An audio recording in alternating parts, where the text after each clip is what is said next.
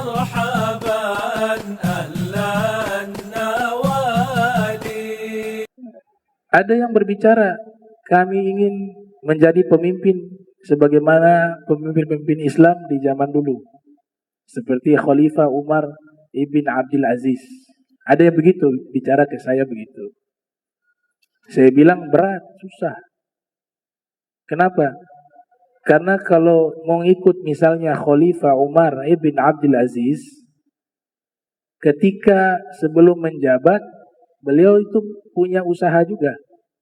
Selain sebelum jadi khalifah, jadi gubernur di kota Madinah Al-Munawwarah. Punya usaha, uang beliau itu yang banyak itu dari hasil usaha. Ketika dilantik menjadi khalifah, memimpin hanya 2 tahun, jatuh miskin. Jadi kalau mau ikut Khalifah Umar ibn Abdul Aziz, ketika dia menjadi gubernurkah itu, presidenkah itu, kalau mau ikut mereka, rekeningnya berkurang. Rekeningnya berkurang. Kalau ada pemimpin model begini, itu berarti ngikut ulama-ulama, pemimpin-pemimpin terdahulu. Ketika memimpin justru jatuh miskin. Kenapa? Karena hartanya diberikan kepada rakyat untuk maslahat. Kalau sekarang rekeningnya bertambah,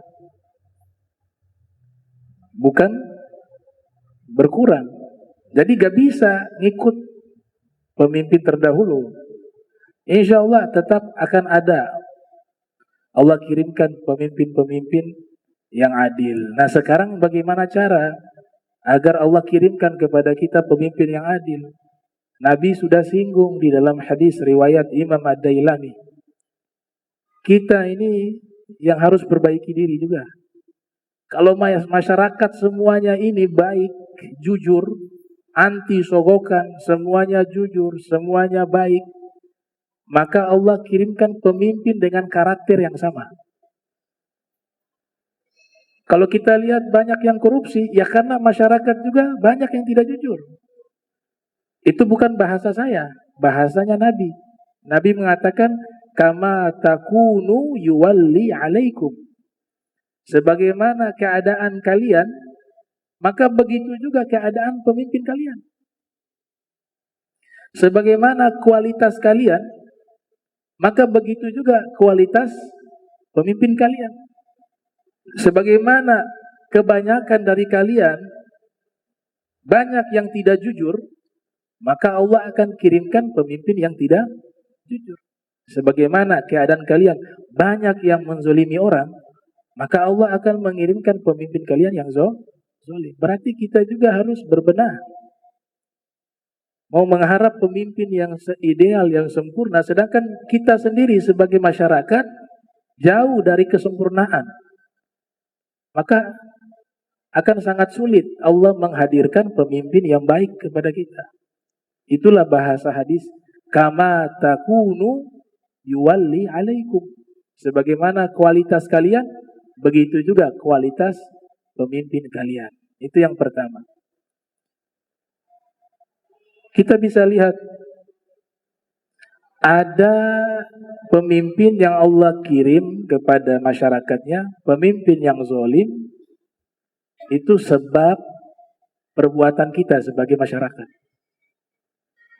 Di dalam hadis dikatakan dalam kitab Nasaihul Ibad, sayati zamanun ala ummati yafirruna minal ulama wal fuqaha. Saya betalihimullah bithalafi baliyatin. Akan datang satu zaman menimpa umatku. Mereka jauh dari para ulama, jauh dari para fuqaha. Fuqaha ulama-ulama yang sering mengeluarkan fatwa hukum agama. Ini halal, ini haram, ini tidak boleh, ini boleh. Ini riwayat di dalam kitab Nasaihul Ibad karya Syekh Nawawi Al-Bantani. Akan datang satu zaman umatku jauh dari para ulama, jauh dari para fuqaha. Maka ketika keadaan seperti itu, Allah akan berikan ujian kepada mereka. Salah satunya yusallitu alaihim sultanan zalima. Allah kirim kepada mereka pemimpin yang zalim. Ini kan masih kosong nih. Majelis yang hadir masih sedikit, gak banyak. Kalau mau pemimpin adil, setiap ada majelis di masjid penuh, itu ternate akan Allah kirim pemimpin yang adil. Satu Indonesia di sensus, semuanya masjid penuh dengan kebaikan. Orang dekat dengan ulama, senang mendengar ilmu agama, senang mendengar nasihat. Se-Indonesia di sensus, mayoritas masjid penuh. Walaupun tidak semua ya, kebanyakan penuh. Kebanyakan umat Islam ini mayoritas di dunia, terbesar di Indonesia. Tapi kalau dihitung itu masih sedikit yang senang majlis macam ini. Kalau dia penuh semua cinta dengan ilmu agama, cinta dengan ilmunya Rasul, dia taat, dia dekati ulama, dia belajar kepada para ulama, Allah yang katakan, sebagaimana mereka jauh, saya kirimkan pemimpin yang zalim. Maka ketika mereka dekat dengan para ulama, mereka ahli taat, mereka ahli taqwa, ahli ilmu, senang kepada ilmu, maka Allah yang akan mengirim pemimpin yang adil. Nah itu. Jadi ada dua sisi kita harus lihat. Di situ dikatakan yusallitu alaihim sultanan zaliman. Kemudian ada jaminan di dalam Al-Quran. Law anna ahlal qura amanu wattaqau la fatahna alaihim barakatin minas samai wal ard. Ini bahasa penegasan dari Allah.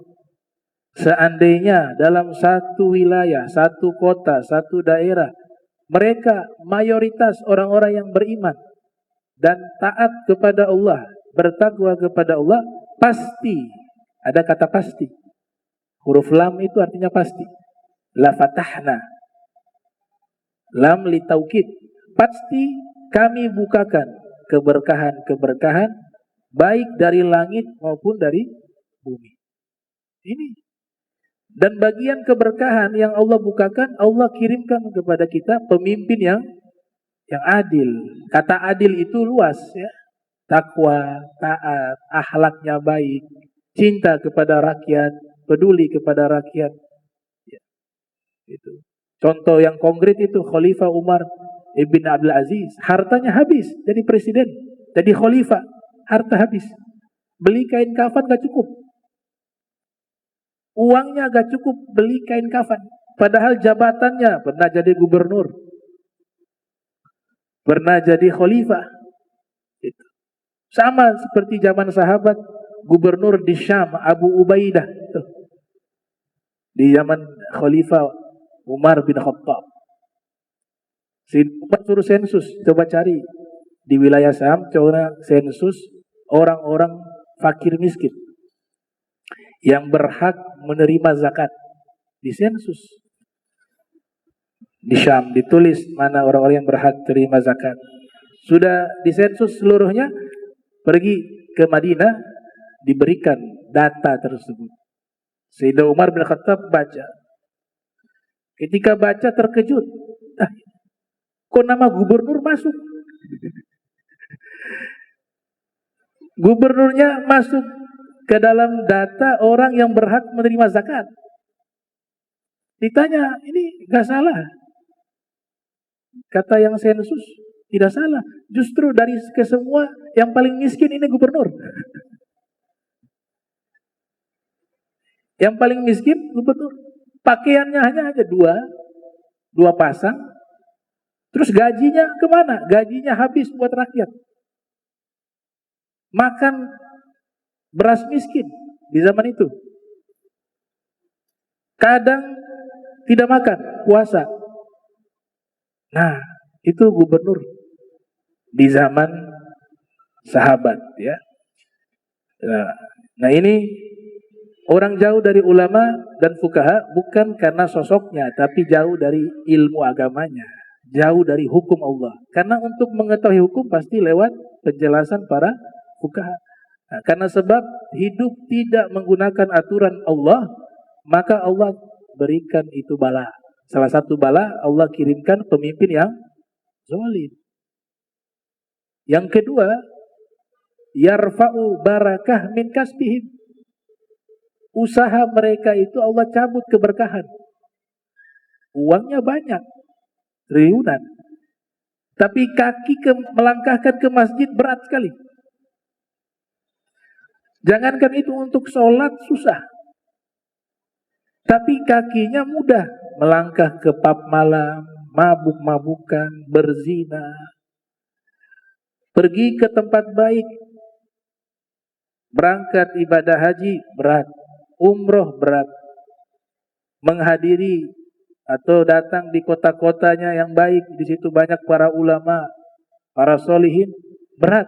Uang ada, tapi kalau ke Perancis gampang, ke Italia gampang, ke Inggris gampang. Ya, kenapa? Yarfa' barakah min kasbihim. Allah yang angkat keberkahan. Kalau keberkahan diangkat, maka semua rizki yang kita miliki akan membawa kepada kemaksiatan, akan membawa kepada fasad, keburukan. Yang ketiga ini lebih mengerikan. Yang ketiga, orang yang jauh dengan hukum Allah, jauh dengan ilmunya Allah, jauh dengan para ulama wa fuqaha, dikhawatirkan, ya, yakhruju minad dunya bi ghairi iman. Dia keluar dari dunia, artinya wafat, tanpa membawa keimanan. Nauzubillah min dzalik. Ada konsekuensinya semua.